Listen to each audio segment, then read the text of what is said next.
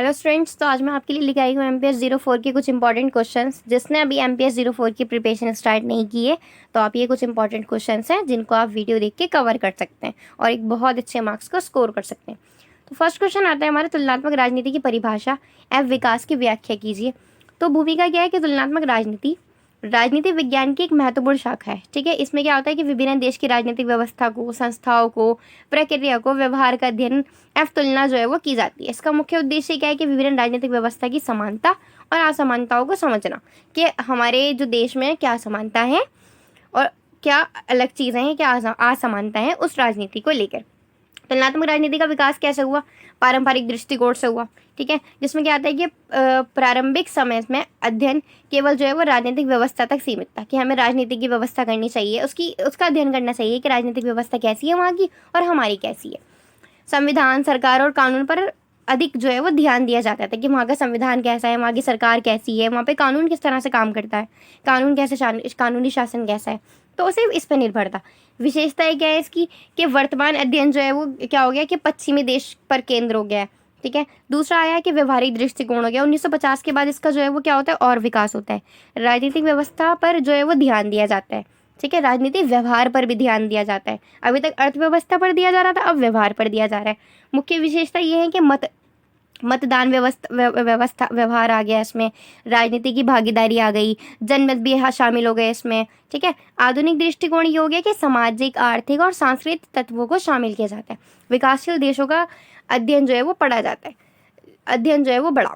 अब क्या होता है कि जो विकासशील देश है उन्होंने अध्ययन को बढ़ा दिया और उन्होंने क्या करा कि अब वो सिर्फ राजनीतिक तौर पर नहीं, वो सामाजिक तौर पर भी, आर्थिक तौर पर भी और सांस्कृतिक तौर पर भी क्या कर रहे हैं कि उसका अध्ययन कर रहे हैं, तुलना कर रहे हैं हमारी राजनीति से, हमारे दृष्टिकोण से, सारी चीज़ों से। महत्व ये है कि लोकतंत्र को समझने में मदद करता है ये कि लोकतंत्र और ज़्यादा हम अच्छा बना सकें। नीति निर्माण में उपयोगी होता है कि हम किस तरह से नीति को निर्माण करें। विवरण व्यवस्थाओं की तुलना में संभव होता है। निष्कर्ष, तुलनात्मक राजनीतिक जो है वो राजनीतिक व्यवस्थाओं को वैज्ञानिक रूप से समझने में क्या है माध्यम है कि हम बहुत अच्छे से किसी की भी राजनीतिक व्यवस्था को समझने के लिए हम क्या करते हैं कि किसी की भी राजनीति को उठा के उसकी अर्थव्यवस्था को, उसका अध्ययन करते हैं और फिर तुलना करते हैं, समानताएं और भिन्नताएं जो है वो देखते हैं। हमारा नेक्स्ट क्वेश्चन आता है संरचनात्मक कार्यात्मक दृष्टिकोण की व्याख्या कीजिए। तो संरचनात्मक जो दृष्टिकोण है हमारे, ये आलमंड ने दिया था। ये आधुनिक तुलनात्मक राजनीति का एक महत्वपूर्ण सिद्धांत है। मतलब पहले जो तुलना की जाती थी, अभी आधुनिक का है, मॉडर्न जमाने की संरचनात्मक कार्यात्मक दृष्टिकोण है ये। इसको हम तुलनात्मक राजनीति ही कहते हैं, लेकिन आधुनिक तौर की, जिसके मुख्य रूप से आलमंड ने जो है वो विकसित किया है। ठीक है, अर्थ यह है कि राजनीतिक व्यवस्था अनेक संरचनाओं से मिलकर बनी होती है तथा प्रत्येक संरचना जो है वो क्या करती है, विशेष कार्य करती है। मतलब सबके अलग अलग काम होते हैं। मुख्य विशेषता यह है कि राजनीतिक व्यवस्था एक प्रणाली है। ठीक है, सभी संस्था एक दूसरे से क्या होती हैं, जुड़ी होती हैं। सब एक दूसरे के बिना अधूरी हैं और सब एक दूसरे से जुड़ी होती हैं। प्रत्येक संरचना का अलग कार्य होता है। जैसे कि हमारे इंडिया में देखो तो संसद का काम है कानून बनाना, न्यायपालिका का क्या काम है कि न्याय देना, लेकिन कार्यपालिका का क्या काम है कि प्रशासन करना, कि उसे लागू करना उस कानून को। अगर तीनों में से एक भी मिस होती है तो ये कार्य जो है वो मुमकिन हो नहीं पाता। तो सारी व्यवस्था एक दूसरे से क्या है, जुड़ी हुई है। कार्यात्मक संबंध ये है कि संस्थाएं मिलकर राजनीतिक स्थिति जो है वो स्थिरता बनाए रखती हैं। राजनीतिक संस्कृति का महत्व है कि राजनीतिक व्यवस्था पर जो है वो समाज की संस्कृति का भी प्रभाव पड़ा है। लाभ इसके ये है कि राजनीतिक व्यवस्था समझने में मदद मिलती है। विकसित और विकासशील देश दोनों में उपयोगी होता है ये। ठीक है, इसके सीमाएं ये हैं कि संघर्ष और असमानता को कम महत्व मिलता है, व्यवहारिक कठिनाइयाँ जो है वो कम होती हैं। ठीक है, और निष्कर्ष ये निकलता है, ये सिद्धांत राजनीतिक संस्थाओं की भूमिका समझने में महत्वपूर्ण आधार है कि हम राजनीतिक व्यवस्था में जो संस्थाएं हैं, अलग अलग जो संस्थाएं बनाई गई हैं, उनकी भूमिकाओं को भी हम अच्छे से समझते हैं। हम सिर्फ राजनीति को नहीं समझते, हम उसकी संस्थाओं को भी अलग से अच्छे से समझते हैं। ये संरचनात्मक की खासियत है। ठीक है, हमारा थर्ड क्वेश्चन आता है राजनीतिक अर्थव्यवस्था दृष्टिकोण की प्रमुख विशेषताओं की व्याख्या कीजिए। तो राजनीतिक अर्थव्यवस्था क्या है कि राजनीतिक अर्थव्यवस्था राजनीतिक और अर्थव्यवस्था के संबंध का अध्ययन करती है कि राजनीति से अर्थव्यवस्था का क्या संबंध है। मुख्य विशेषता ये है कि इसकी राजनीतिक और अर्थव्यवस्था का संबंध बताती है हमें ये। राजनीतिक निर्णय आर्थिक दृष्टिकोण को प्रभावित करती है। वर्ग संघर्ष, मतलब समाज विभिन्न वर्गों में जो है वो विभाजित हो गया है और वो वर्ग संघर्ष किस तरह से हो रहा है हमें ये बताता है। संस्थाओं का वितरण है कि मतलब आर्थिक संस्थाओं में असमान वितरण और राजनीतिक प्रभाव उन्नत कैसे होता है कि राजनीतिक आर्थिक जो संस्थाएं हैं उसमें कैसे असमान वितरण है, किसी को किस तरह से ज़्यादा पावर मिली हुई है, किसी को कम मिली हुई है। पूंजीवाद का प्रभाव पड़ता है, पूंजीवादी व्यवहारिक व्यवस्था जो है वो राजनीतिक निर्णय को प्रभावित करती है। महत्व इसका ये है कि विकास नीतियों को समझना, आर्थिक असमानता का अध्ययन करना। निष्कर्ष ये निकलता है कि राजनीतिक अर्थव्यवस्था समाज में राजनीतिक और आर्थिक प्रक्रियाओं को जोड़ती है। हमारा नेक्स्ट क्वेश्चन आता है, राज्य के मार्क्सवादी दृष्टिकोण की व्याख्या कीजिए। तो मार्क्सवादी सिद्धांत के अनुसार राज्य शासन वर्ग का उपकरण है, कि राज्य जो है उसमें क्या है, सिर्फ शासन वर्ग, सिर्फ जो है वो राज्य का जो शासन है वो वर्ग पर डिपेंड है, कि उसमें राज्य बनते ही क्या होता है कि वर्ग जो है वो निर्धारित किए जाते हैं, वर्ग में बढ़ जाता है वो। मुख्य सिद्धांत क्या है कि राज्य वर्गीय हितों की रक्षा करता है, कि पूंजीपति वर्ग के हितों की जो है वो सुरक्षा होगी और बाकी किसी की होगी नहीं। मतलब ये सिर्फ और सिर्फ पूंजीपतियों पर जोर देता है राज्य। ये मार्क्सवाद का दृष्टिकोण है। आर्थिक आधार का महत्व है कि आर्थिक संरचना राजनीतिक व्यवस्था को प्रभावित करती है। जिसके पास ज़्यादा पैसा है वो ही ज़्यादा जो है उसकी सुरक्षा ज़्यादा दी जाएगी, और जिसके पास नहीं उसको ज़्यादा नहीं दी जाएगी, ऐसा मार्क्सवाद मानते हैं।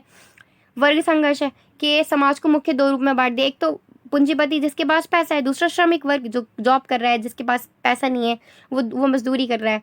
तो दो वर्गों में बांट दिया इसने राज्य ने। राज्य का अंत कब होगा, तो मार्क्सवाद के अनुसार भविष्य में वर्गविहीन समाज बनेगा और राज्य की आवश्यकता समाप्त हो जाएगी, जिसमें कोई भी वर्ग नहीं होगा, उसमें कोई भी वर्ग जो है वो विभाजित नहीं होगा, और इस वजह से क्या होगा कि राज्य की आवश्यकता जो है वो समाप्त हो जाएगी। आलोचना ये है कि राज्य को केवल वर्गीय संस्था मानना उचित नहीं है, क्योंकि मार्क्सवादी सिर्फ वर्गीय संस्था मानते हैं, और ये मानना सिर्फ वो उचित नहीं है क्योंकि राज्य के और ज़्यादा भी कार्य हैं। और लोकतांत्रिक व्यवस्था की उपेक्षा भी है कि राज्य अगर बनेगा तो जब भी तो लोकतंत्र आएगा। निष्कर्ष, मार्क्सवादी सिद्धांत राज्य को आर्थिक और वर्गीय दृष्टिकोण में समझाता है। वो कहता है सिर्फ ये आर्थिक और वर्गीय जो वर्ग में बांटते हैं उसका दृष्टिकोण है सिर्फ राज्य। ठीक है, नेक्स्ट क्वेश्चन आता है, विश्व प्रणाली सिद्धांत क्या है, इसकी आलोचना कीजिए। तो वर्ल्ड सिस्टम थ्योरी क्या है, तो भूमिका, विश्व प्रणाली सिद्धांत वैश्विक आर्थिक संबंधों और असमानताओं को समझने का प्रयास करता है। ये हमें ये बताता है कि विश्व में आर्थिक संबंध और असमानताएं कैसी हैं, किस तरह से हैं आर्थिक संबंध हमारा विश्व से, किस तरह से हम जुड़े हुए हैं आर्थिक तौर पर, असमानताएं क्या है। मुख्य भाग इसका जो देश है वो क्या है, कोर देश कौन से, जो विकसित देश होते हैं, जो जिसके पास उच्च तकनीक होती है, उद्योग, जैसे अमेरिका है, जापान है, ये जो है वो कोर देश हैं। ठीक है, दूसरे जो देश आते हैं वो विकासशील देश आते हैं। ठीक है, जिसके पास जो है वो कच्चे माल पर निर्भर करते हैं, सिर्फ उनके पास कच्चा माल है। सैमी देश जो आते हैं जो विकसित और विकासशील देशों के बीच में होते हैं, वो ना तो पूरी तरह से विकसित हैं और ना ही वो पूरी तरह से विकासशील हैं। ठीक है, और इसमें क्या है कि विकासशील वैश्विक असमानता समझने में सहायक मिलती है। इसमें आर्थिक निर्भरता का अध्ययन होता है। आलोचना भी की गई है कि सांस्कृतिक कारकों की उपेक्षा की गई है, सभी देशों पर लागू नहीं हुआ, सभी देशों पर जो है वो लागू नहीं है। ठीक है, सिर्फ उन्हीं देशों पर लागू है जो क्या है, जिनके पास कच्चा माल है। ठीक है, निष्कर्ष, ये सिद्धांत जो है वो क्या है, वैश्विक आर्थिक असमानताओं की व्याख्या करता है। तो हमारा नेक्स्ट क्वेश्चन आता है, बहुसंस्कृतवाद की अवधारणा समझाएं। तो बहुसंस्कृतवाद क्या है, मल्टी कल्चरलिज्म क्या है। तो भूमिका, बहुसंस्कृतवाद वह विचारधारा है जिसमें राज्य के विभिन्न सांस्कृतिक संस्कृतियों, भाषाओं, धर्मों और परंपराओं को समान सम्मान और मान्यता दी जाती है। आधुनिक लोकतंत्र समाजों में ये एक महत्वपूर्ण अवधारणा है कि बहुसंस्कृतवाद एक बहुत इंपॉर्टेंट है, जिसमें क्या होता है कि समाज को हम संस्कृति में भी, भाषा में भी, धर्म में भी, परंपराओं में भी समान जो है वो मान्यता देते हैं, और ये लोकतांत्रिक समाजों में एक बहुत महत्वपूर्ण अवधारणा है। बहुसंस्कृतवाद की मुख्य विशेषता ये है कि सांस्कृतिक विविधता का सम्मान, कि सांस्कृतिक विविधता है, और हम देखें तो प्रत्येक व्यक्ति और समुदाय को अपनी संस्कृति बनाए रखने का अधिकार है, कि वो अगर जैसे वो मुस्लिम है, हिंदू है, तो वो जैसे साड़ी पहन सकता है वो। ठीक है, तो वो अपनी संस्कृति को बचाए रखने का अधिकार है, उसको, उसका ये अधिकार है कि वो अपनी संस्कृति को बनाए रखे। समाज में विभिन्न संस्कृति को स्वीकार किया जा सकता है, कि समाज में कोई भी संस्कृति को हमारे स्वीकार किया जा सकता है। समानता का सिद्धांत, सभी समुदाय को समान अवसर और अधिकार दिए जाएं। पहचान की सुरक्षा, कि अलग अलग समुदाय अपनी भाषा, अपनी परंपरा और पहचान को सुरक्षित रखे, क्योंकि सबकी जो पहचान है वो उसकी लैंग्वेज से, उसके कपड़ों से, उसके कल्चर से ही पहचान होती है इंसान की। तो पहचान को सुरक्षित रखे।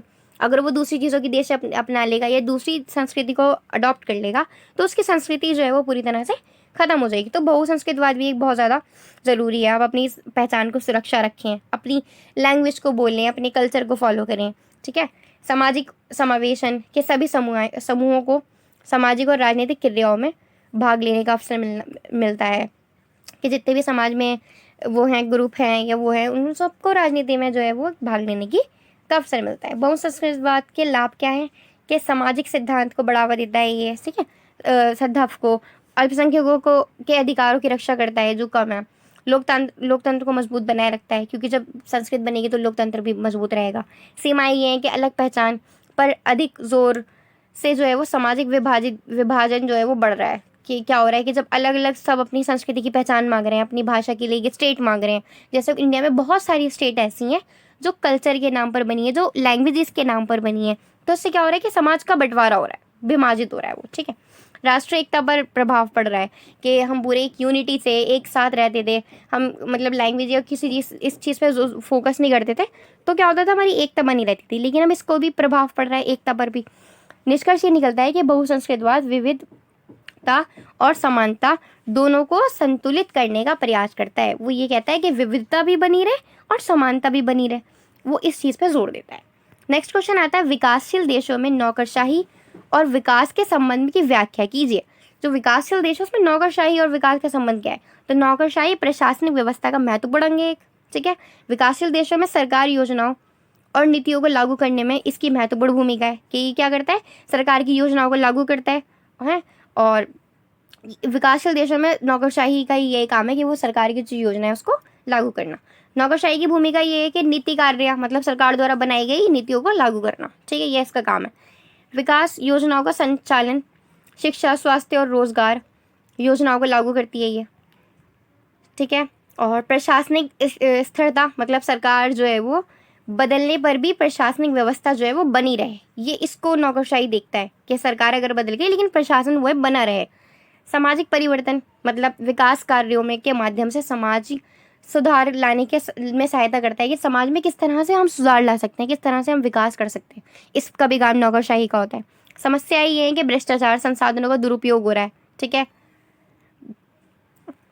लालफिताशाही मतलब अनावश्यक प्रक्रियाओं से काम में जो है वो देरी हो रही है। अगर हम कोई ऐसी काम कर रहे हैं तो उससे क्या हो रहा है कि काम में बहुत ज़्यादा लेट हो रहा है। राजनीतिक हस्तक्षेप है कि प्रशासनिक निर्णय प्रभावित हो सकता है, कि राजनीतिक हस्तक्षेप है। निष्कर्ष, नौकरशाही विकास की प्रक्रिया में महत्वपूर्ण भूमिका निभाती है, लेकिन उनकी कार्य क्षमता बढ़ाने की आवश्यकता है। नेक्स्ट क्वेश्चन आता है हमारा, नागरिक समाज क्या है? लोकतंत्र में इसकी भूमिका स्पष्ट कीजिए। तो भूमिका, civil society. What is the civil society? तो हमारा इसका आंसर है कि भूमिका, राजनीतिक समाज उन संस्थाओं और संगठनों का समूह है जो सरकार और नागरिकों के बीच संबंध बनाती है। क्या है कि नागरिक समाज उन संस्थाओं का क्या है, कि नागरिक समाज क्या है, जो हमारे सरकार और नागरिकों के बीच संबंध बनाएगी, वही एक नागरिक समाज है। नागरिक समाज की भूमिका ये है कि जन जागरूकता, लोगों के अंदर जागरूकता बढ़े, लोगों को अधिकारों के कर्तव्य के प्रति जागरूकता बढ़े, लोगों के पास क्या क्या अधिकार है, उनके क्या क्या कर्तव्य हैं, क्या क्या फंडामेंटल राइट्स एंड ड्यूटीज़ के जागरूकता बढ़े, ये काम है हमारे नागरिक समाज की भूमिका का, ठीक है। सरकार की जवाबदेही के सरकार के कार्य की निगरानी रखे, और सरकार को जवाबदेही के मतलब उसने कुछ गलत करा तो उससे जवाब मांगे, या उसने कोई भी कानून मांगा तो उससे जवाब मांगे अगर आप उससे सहमत नहीं है तो। अधिकारों की रक्षा, कि नागरिक अधिकारों की रक्षा होनी चाहिए, जितने भी अधिकार हैं हमारे उसकी रक्षा होनी चाहिए। लोकतांत्रिक भागीदारी है कि लोगों को राजनीतिक प्रक्रिया में भाग लेने के लिए प्रेरित करना, कि आप लोकतंत्र में भाग लीजिए, आप वोट डालिए, आपने अपनी मर्जी से प्रतिनिधि चुनिए, ठीक है। सामाजिक विकास की शिक्षा, स्वास्थ्य और सामाजिक कल्याण में योगदान हो, ठीक है। महत्व इसका ये है कि लोकतंत्र को मजबूत करता है, जब ऐसे ऐसे कार्य होंगे तो लोकतंत्र मजबूत होगा, जनता और सरकार के बीच संतुलन बना रहेगा। निष्कर्ष, नागरिक समाज लोकतंत्र की सफलता के लिए महत्वपूर्ण, बहुत ज़्यादा इंपॉर्टेंट है। नेक्स्ट क्वेश्चन आता है, वैश्वीकरण का राज्य और संप्रभुता पर प्रभाव कैसे पड़ता है, कैसे पड़ रहा है? तो बहुत इंपॉर्टेंट, क्यों ये ग्लोबलाइजेशन बहुत इंपैक्ट पड़ रही है हमारे प्रभुसत्ता पर। वैश्वीकरण वह प्रक्रिया जिसमें क्या होता है कि देशों के बीच आर्थिक, राजनीतिक और सामाजिक संबंध को बढ़ावा मिलता है, ठीक है। वो बढ़ते हैं, उनको बढ़ावा मिलता है, आर्थिक भी, राजनीतिक भी और सामाजिक भी, ये सारे संबंध बढ़ते हैं, उसको वैश्वीकरण कहते हैं। राज्य पर सकारात्मक प्रभाव ये पड़ रहा है कि आर्थिक विकास हो रहा है, विदेशी निवेश बढ़ रहा है, विदेश का निवेश हमारी कंट्री में बढ़ रहा है, व्यापार की स्थिरता जो है वो बढ़ रही है, तकनीकी विकास हो रहा है, नई नई टेक्नोलॉजी आ रही है, जब वो अपनी कंट्री का काम हमारे देश में करेंगे तो वो नई नई टेक्नोलॉजी का प्रसार भी करेंगे। रोजगार के अवसर मिल रहे हैं, नई नई जॉब्स निकल रही हैं, जैसे मैकडॉनल्ड या कोई भी कंपनी उन्होंने लगाई हमारी कंट्री में तो उसके लिए रोजगार के अवसर मिलेंगे लोगों को। जब कोई कंपनी लगती है तो उसमें जॉब के लिए भी लोग चाहिए होते हैं, लेकिन इसका नकारात्मक प्रभाव भी है। वो ये है कि स्थानीय उद्योग पर प्रभाव पड़ रहा है कि छोटे छोटे जो काम है वो कम हो रहे हैं, क्योंकि जब मशीनरी आ रही है, टेक्नोलॉजी आ रही है, तो जो लोग हाथ से काम करते थे उनके काम तो पूरी तरह से बंद हो रहे हैं। आर्थिक असमानता आ रही, आय में अंतर जो है वो बढ़ता जा रहा है। ठीक है, संप्रभुता पर प्रभाव पड़ रहा है। सबसे ज़्यादा इंपॉर्टेंट संप्रभुता है कि मतलब अंतर्राष्ट्रीय संस्थाओं का प्रभाव पड़ रहा है कि वो हमारी कंट्री में आगे इन्वॉल्व हो रही हैं, हमें हमारे कानूनों को बदल रही हैं, हमें नई नई चीज़ें सिखा रही हैं, और मतलब पूरी तरह से दबाव बना रखा है उन्होंने। हमारी संप्रभुता पर भी खतरा आ रहा है इसकी वजह से। नीति निर्माण में भारी दबाव आ रहा है। राज्यों की लोकतंत्र निर्णय क्षमता जो है वो कुछ क्षेत्रों में जो है वो कम हो रही है। निष्कर्ष, वैश्वीकरण ने विकास के अवसर बढ़ाए हैं, लेकिन संप्रभुता के सामने नई चुनौती उत्पन्न कर दी है। लास्ट क्वेश्चन आता है हमारा, पार्टी प्रणाली के वर्गीकरण की व्याख्या कीजिए। तो भूमिका ये है कि पार्टी प्रणाली से तात्पर्य किसी देश में राजनीतिक दलों की संरचना का कार्य प्रणाली, के मतलब किसी देश में जो राजनीतिक पार्टियां होती हैं उसका वर्गीकरण कैसा, उसका कार्य प्रणाली कैसे। मुख्य प्रकार ये है कि एक दलीय प्रणाली भी है, केवल एक राजनीतिक दल प्रमुख होता है, अन्य दलों की भूमिका जो है वो सीमित होती है। उदाहरण है जैसे चाइना में एक पार्टी सिस्टम है। आपको वोट देने के लिए सिर्फ एक ही को वोट देना पड़ेगा, उसी को जिताना पड़ेगा। आपके पास कोई ऑप्शन ही नहीं है कि आप दूसरे कैंडिडेट को वोट देके उसे जिता दें। इसके लाभ ये हैं कि निर्णय जल्दी लिए जाते हैं, राजनीतिक स्थिरता जो है वो बनी रहती है। जब आपको पता है कि वन कैंडिडेट खड़ा हुआ है वही जीतेगा, तो राजनीतिक व्यवस्था जो है स्थिरता बनी रहेगी, और जल्दी जल्दी क्या होगे कि निर्णय भी लिए जा सकते हैं। लेकिन कुछ हानियाँ भी हैं। लोकतांत्रिक विकल्प कम हो रहे हैं, कि मतलब लोग अपनी मर्जी से नहीं चुन सकते। दो दलीय जो है प्रणाली होती हैं, वो ये है कि दो प्रमुख दलों का प्रभाव पड़ता है। जैसे कि यूनाइटेड स्टेट है, अमेरिका है, उसमें दो दलों का प्रभाव पड़ रहा है।